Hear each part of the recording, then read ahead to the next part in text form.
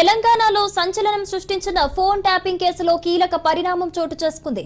కీలక సూత్రధారి అయినటువంటి మాజీ ఐపీఎస్ అధికారి ప్రభాకర్ రావుకి కేంద్ర ప్రభుత్వం బిగ్ షాక్ ఇచ్చింది.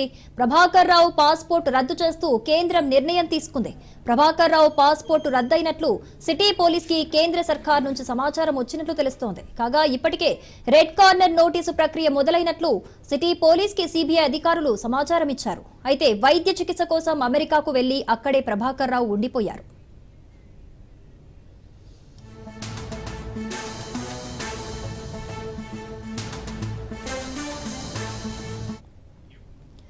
గత ప్రభుత్వంలో ఇంటెలిజెన్స్ బ్యూరో చీఫ్ గా విధులు నిర్వహించిన మాజీ ఐపీఎస్ అధికారి ప్రభాకర్ రావు పలువురు రాజకీయ నాయకులకు సంబంధించిన ఫోన్స్ ట్రాప్ చేసి వారి వ్యక్తిగత సంభాషణ దొంగలించినట్లు తేలింది.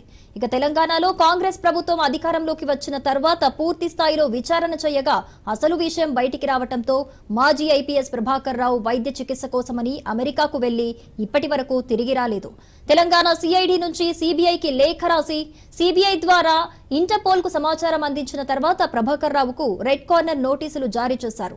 రెడ్ కార్నర్ నోటీసు జారీ తర్వాత ప్రభాకర్ రావు పాస్పోర్ట్ ను జప్తు చేస్తున్నట్లు ఇప్పటికే పాస్పోర్ట్ అథారిటీ ఆఫ్ ఇండియా ప్రకటించింది. విదేశీ వ్యవహారాల మంత్రిత్వ శాఖతో అక్కడున్న అమెరికా కాన్సులేట్ సహాయంతో ప్రభాకర్ రావును హైదరాబాద్ కు తీసుకువచ్చేందుకు అన్ని చర్యలు చేపట్టారు.